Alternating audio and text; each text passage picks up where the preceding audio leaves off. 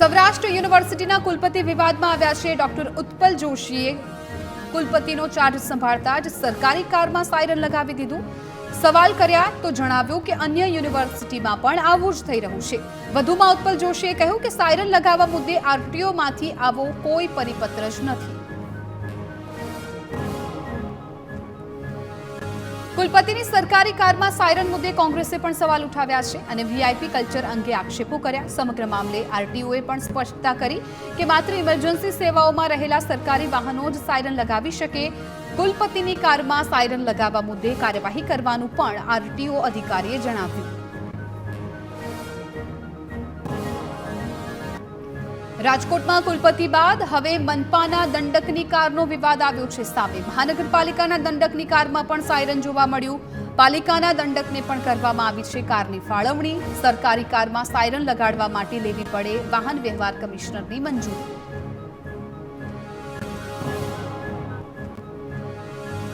સુરતમાં પાર્કિંગના બોર્ડ પર સ્પ્રે મારતા ટ્રાફિક પોલીસ કર્મીનો વિડીયો વાયરલ. પાર્કિંગવાળી જગ્યાએ સ્પ્રે મારી નો પાર્કિંગ કરી નિર્મલ હોસ્પિટલ સિવિલ 4 રસ્તાનો આ વિડીયો હોવાનું સામે આવ્યું. બોર્ડ પર સ્પ્રે માર્યા બાદ ત્યાં પાર્ક કરેલા વાહનો ડિટેઇન કરાયા. વિડીયો સામે આવતા ખોટી રીતે પૈસા ઉઘરાવવા મામલે પોલીસ સામે સવાલ ઉઠ્યા. અમદાવાદમાં સાઉથ બોપલની સ્કૂલમાં ફી મુદ્દે વિવાદ. ફી ન ભરી હોવાને કારણે સ્કૂલ બસ ચાલકે ધોરણ 4ના વિદ્યાર્થીને બસમાં ન બેસવા દીધું અને બસને વિદ્યાર્થી વિના જ હંકારી હતી. સ્કૂલ પર રજૂઆત કરવા પહોંચેલા વાલી સાથે બસ ઇન્ચાર્જે ગેરવર્તન કર્યાનો વિડીયો સામે આવ્યો. વિવાદ બાદ વિદ્યાર્થીના વાલી અને સ્કૂલ સંચાલકો વચ્ચે સમાધાન. એપોલો ઇન્ટરનેશનલ સ્કૂલના આચાર્યએ જણાવ્યું કે સ્કૂલ બસ ચાલક અને વાલી વચ્ચે ગેરસમજ થઈ હતી. ટ્રાન્સપોર્ટ ઇન્ચાર્જને પણ યોગ્ય વર્તનની સૂચના આપી. વાલીએ પણ બાકી સ્કૂલ ફી ભરવાની બાંહેધરી આપી હોવાનું જણાવ્યું. પોલીસ પર હુમલો કરનાર શખ્સની ગણતરીના કલાકોમાં ધરપકડ. અઠવા પોલીસે સીસીટીવીને આધારે હુમલો કરનારા 3 શખ્સને ઝડપ્યા, જેમાંથી 2 આરોપી ધરાવે છે ગુનાહિત ઇતિહાસ. જોકે હજુ પણ એક આરોપી ફરાર હોવાનું સામે આવ્યું, જેની પોલીસ દ્વારા શોધખોળ હાથ ધરાવી. તો આ તરફ રાજકોટના ધોરાજીમાં ટ્રેક્ટર પર મહિલાઓની જોખમી સવારી. ટ્રેક્ટરમાં ખીચોખીચ ભરેલી ગુણીઓ પર જીવના જોખમે મહિલાઓ બેસતી જોવા મળી. જાગૃત નાગરિકે વિડીયો ઉતારી સોશિયલ મીડિયા પર વાયરલ કર્યો. ટ્રાફિક પોલીસની કામગીરી સામે પણ સવાલ.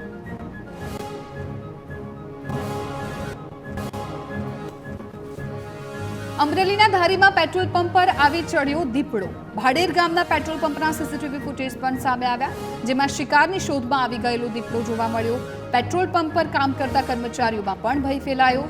વન્ય પ્રાણીના રહેણાંક વિસ્તારમાં આંટાફેરાથી સ્થાનિકોમાં ભયનો માહોલ સર્જાયો. સુરત માંગરોળના પીપોદરા ગામે ટ્રકમાં આગ લાગી. નેશનલ હાઈવે 48 પર આગની ઘટના બની. ટ્રકમાં સવાર મજૂરો અને ડ્રાઈવરનો બચાવ. થોડી જ ક્ષણોમાં ટ્રકની કેબિન પણ સળગી. ફાયર વિભાગે તાત્કાલિક આગ પર મેળવ્યો કાબુ. ગાંધીનગરમાં નર્સિંગ વિવાદિત ભરતીને લઈને આરોગ્ય વિભાગની બેઠક. પરીક્ષા લેનાર જીટીયુના રજિસ્ટ્રારે આરોગ્ય કમિશનર સાથે બેઠક કરી. પરીક્ષાના એનાલિસિસ સંદર્ભે બેઠકમાં સમીક્ષા થઈ. કોઈ સેન્ટરના ઉમેદવારોને વધુ માર્ક્સ મેળવ્યા કે કેમ તે દિશામાં સમીક્ષા. સ્ટાફ નર્સ પરીક્ષામાં ગેરરીતિના આક્ષેપો મુદ્દે રાજકારણ ગરમાયું છે. કોંગ્રેસ પ્રવક્તા મનીષ દોશીએ સરકાર પર પ્રહારો કર્યા. કહ્યું કે સરકારી ભરતીમાં ગેરરીતિ એ ભાજપની ઓળખ બની ગઈ છે. ભૂતકાળમાં પણ ભરતી કૌભાંડમાં કોચિંગ ક્લાસની સંડોવણી સામે આવી હતી, જેથી કોચિંગ ક્લાસીસ અંગે પણ કડકમાં કડક તપાસ થવી જોઈએ. વાયરલ વિડીયો મુદ્દે જિલ્લા પ્રાથમિક શિક્ષણ અધિકારીએ આપ્યું છે નિવેદન. કહ્યું કે શાળાના જવાબદાર આચાર્યને નોટિસ આપીશું. શાળામાં બાળકો પાસે કામ કરાવવું એ યોગ્ય નથી. વિદ્યાર્થીઓની સંખ્યા મુજબ પ્રાથમિક શાળાઓને પ્રતિ માસ 1800 રૂપિયા ગ્રાન્ટ અપાય છે. ગ્રાન્ટ આપવા છતાં વિદ્યાર્થીઓ પાસે કામ કરાવ્યું. અમદાવાદના રિવરફ્રન્ટ પર સ્પોર્ટ્સ એક્ટિવિટી પુનઃ શરૂ કરવાની માંગ. હરણી ઘટના બાદ વોટર સ્પોર્ટ્સ એક્ટિવિટી છે બંધ. સ્પોર્ટ્સ એક્ટિવિટી શરૂ કરવા સંચાલકોની માંગણી. ઓક્ટોબરમાં નવી પોલિસી તૈયાર થઈ ગઈ હોવા છતાં હજુ સુધી મંજૂરી નહીં. મંજૂરી ન મળતા નુકસાન થતું હોવાનું સંચાલકોનો દાવો. સુરત શહેરમાં મનપાની બેદરકારીનો સિલસિલો યથાવત. ફરી રસ્તા પર ખોદેલા ખાડામાં ખાબકી ટ્રક. કતારગામમાં પાણીના લીકેજ માટે ખોદવામાં આવ્યો હતો ખાડો. રોડના સમારકામની કામગીરી પૂર્ણ નહીં કરાતા દુર્ઘટના. કોઈ બેરિકેડ પણ નહીં લગાવવામાં આવતા હાલાકી.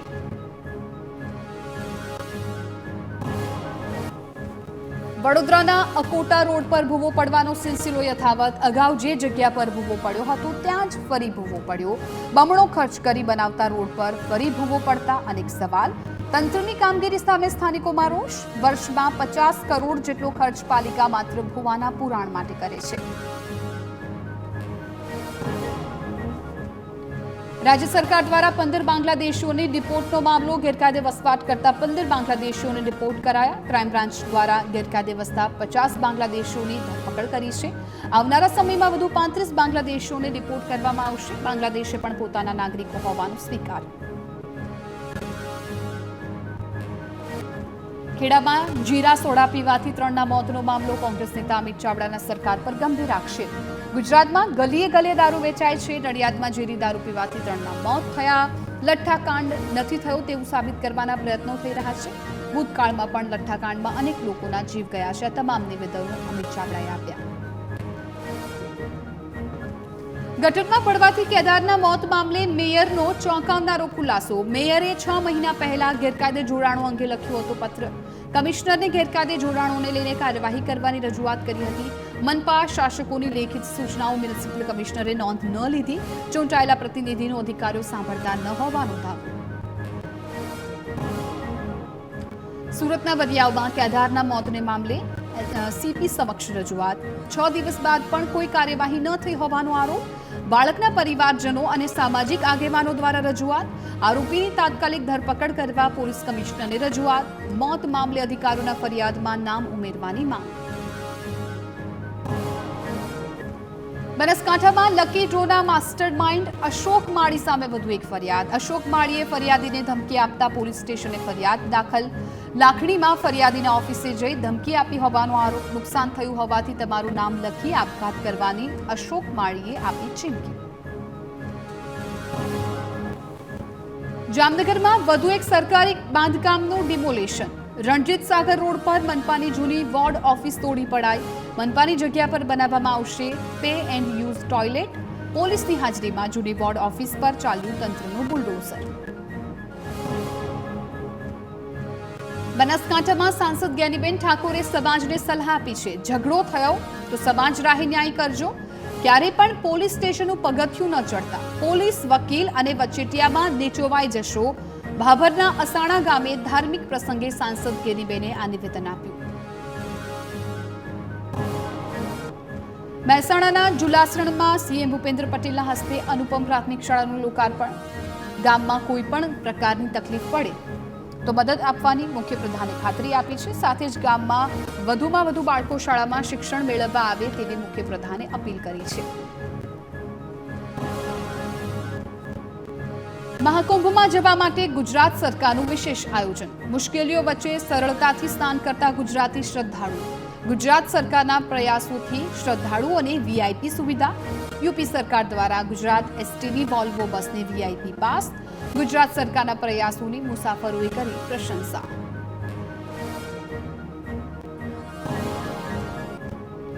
તો અમદાવાદની માણેક ચોક પોલીસ ચોકીમાં સ્ટાફની અછત. ચોકસી મહાજને રાજ્યના ગૃહ રાજ્યપ્રધાન હર્ષ સંઘવીને પત્ર લખ્યો.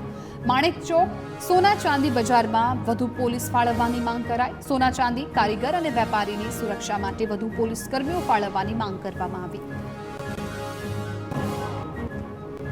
કુવામાં પડેલા દીપડાનું કરવામાં આવ્યું રેસ્ક્યુ. આહવા પોલીસ લાઇનની પાછળ કુવામાં દીપડો પડ્યો હતો. 21 કલાકની જહેમત બાદ દીપડાને સુરક્ષિત રીતે બહાર કઢાયો. કુવામાં પાંજરું ગોઠવીને દીપડાનું રેસ્ક્યુ કરાયું. ઘઉંની ટેકાના ભાવે ખરીદી અંગે પણ કૃષિ પ્રધાન રાઘવજી પટેલનું નિવેદન. કહ્યું કે રાજ્ય સરકાર હર હંમેશ ખેડૂતોની મદદ માટે સાથે છે. ઘઉંની ટેકાના ભાવે ખરીદી માટે રજીસ્ટ્રેશન શરૂ થયું હોવાથી ખેડૂતો નોંધણી કરાવી શકશે. ટેકાના ભાવે ખરીદીથી ખેડૂતોને બજાર કરતા સારા ભાવ મળવાની પણ રાઘવજીએ ખાતરી આપી.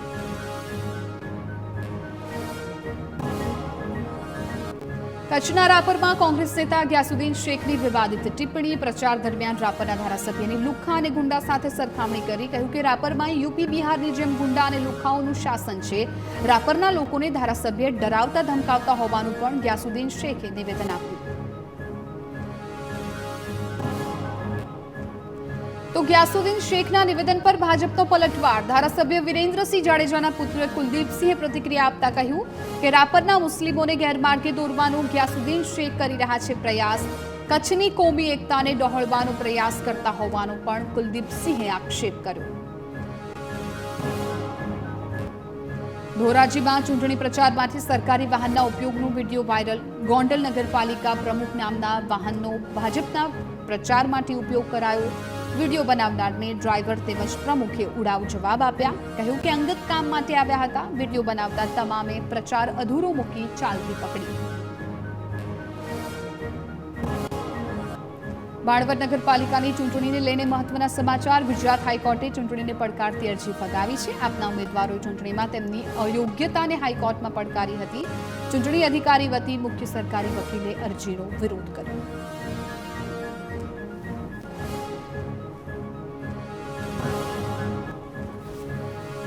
ઉમેદવારોના નામાંકન ફોર્મમાં ભૂલ હોય અરજી કરવા માન્ય ન ગણવાની રજૂઆત. નગરપાલિકાના વોર્ડ 6ની ચૂંટણી પતી જતા આપની અરજી રદ થવા પાત્ર ગણાવી. હાઈકોર્ટે આપના ઉમેદવારોની અરજી ફગાવી દીધી. ચૂંટણી અધિકારીઓ લીધેલા નિર્ણયને યથાવત રાખ્યો. મહીસાગરમાં પક્ષ વિરોધી પ્રવૃત્તિ સામે ભાજપની લાલ આંખ. પક્ષ વિરોધી પ્રવૃત્તિ બદલ ભાજપે 21 સભ્યોને સસ્પેન્ડ કર્યા.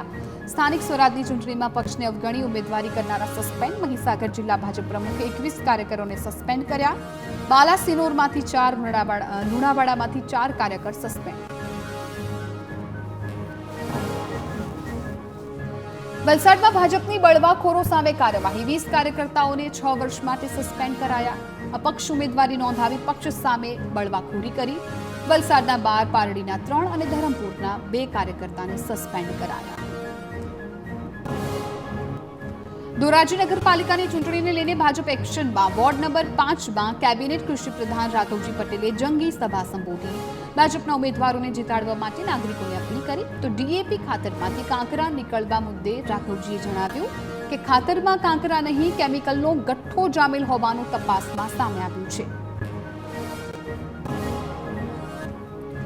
કુંભ મેળામાં ગયેલા નવસારીના વાંસદાના યુવકનું મોત. પવિત્ર સ્નાન કરવા ગયેલા યુવકને અચાનક ચક્કર આવતા મોત નિપજ્યાનું સામે આવ્યું. રાણી ફળિયામાં રહેતો હતો 35 વર્ષીય યુવક. રાજકોટના સંત કબીર રોડ પર ડબલ મર્ડરનો ભેદ ઉકેલાયો છે. પોલીસે હત્યા કરનાર સાળુ બનેવીની ધરપકડ કરી છે. નજીવી બાબતે છરી વડે હુમલો કરીને 2 સગા ભાઈઓની નિપજાવી હતી હત્યા. પડોશમાં જ રહેતા છોટુ ઉર્ફે સંજય ગુપ્તા અને વિજય ગુપ્તા નામના શખ્સોને પોલીસે ઝડપી વધુ કાર્યવાહી હાથ ધરી.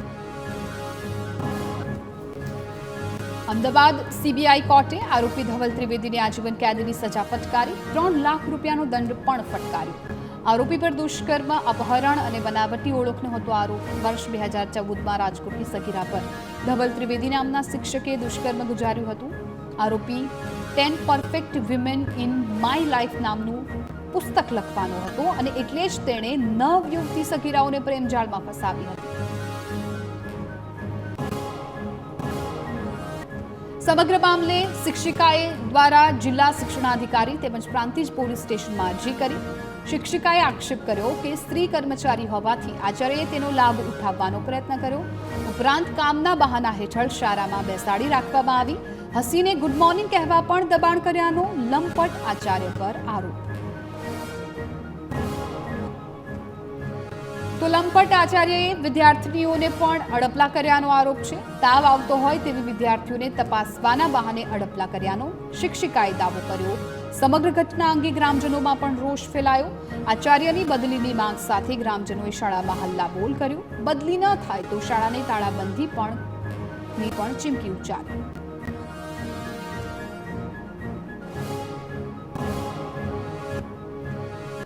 અમરેલીમાં હેવાન બનેલા શિક્ષકે વિદ્યાર્થી સાથે દુષ્કર્મ આચર્યું. સાવરકુંડલાના વંડા વિસ્તારની ખાનગી શાળાનો બનાવ સામે આવ્યો. દુષ્કર્મ અને એટ્રોસિટી એક્ટ હેઠળ શિક્ષકે સૃષ્ટિ વિરુદ્ધનું કૃત્ય આચર્યાની ફરિયાદ નોંધાઈ છે. શિક્ષકની અટકાયત કરી પોલીસ દ્વારા તપાસ હાથ ધરાઈ છે. ખેડાના નડિયાદ શહેરમાં સગીરા પર અત્યાચાર, સગા ફુવાએ જ સગીર ભત્રીજી પર આચર્યું દુષ્કર્મ, હેવાન પાપી 5 સંતાનો પિતા, રાજકોટ તરફ લઈ જઈ આચર્યું દુષ્કર્મ, સગીરાને ગર્ભ રહી જતા દુષ્કર્મનો ભાંડો ફૂટ્યો, નડિયાદ ટાઉન પોલીસ સ્ટેશનમાં નોંધાઈ ફરિયાદ. રાજકોટના જસદણમાં કૌટુંબિક ભાઈ સામે દુષ્કર્મની ફરિયાદ, યુવતી પર કૌટુંબિક ભાઈએ જ દુષ્કર્મ આચર્યું હોવાનો આરોપ, ફરિયાદને આધારે પોલીસે આરોપીની અટકાયત કરી છે. બંને ફરવા ગયા હતા એ દરમિયાન ફોટો પાડી બ્લેકમેલ કરતો હોવાનો આક્ષેપ, અલગ અલગ જગ્યાએ લઈ જઈને અવારનવાર દુષ્કર્મ આચર્યાનો દાવો. સુરતના વાલદ બ્રિજ પર હિટ એન્ડ રન મામલે આરોપી રિમાન્ડ પર, 2 દિવસના રિમાન્ડ મળતા આરોપીને સાથે રાખી ફાર્મ હાઉસ પર પોલીસે તપાસ કરી.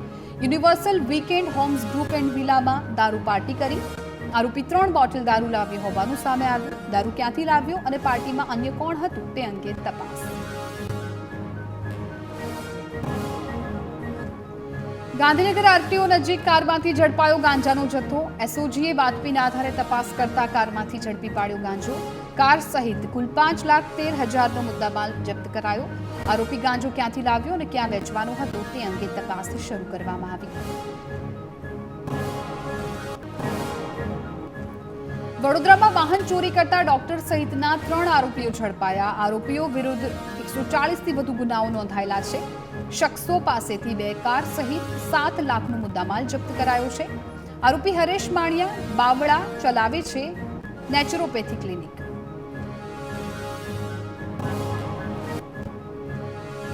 સુરતના મોટા બોરસરા ગામે કંપનીમાં થયેલી ચોરીનો કેસ, એલસીબીએ કોસંબા નજીકથી 4 આરોપીની ધરપકડ કરી. કુલ 2,83,000નો મુદ્દામાલ જપ્ત કરવામાં આવ્યો.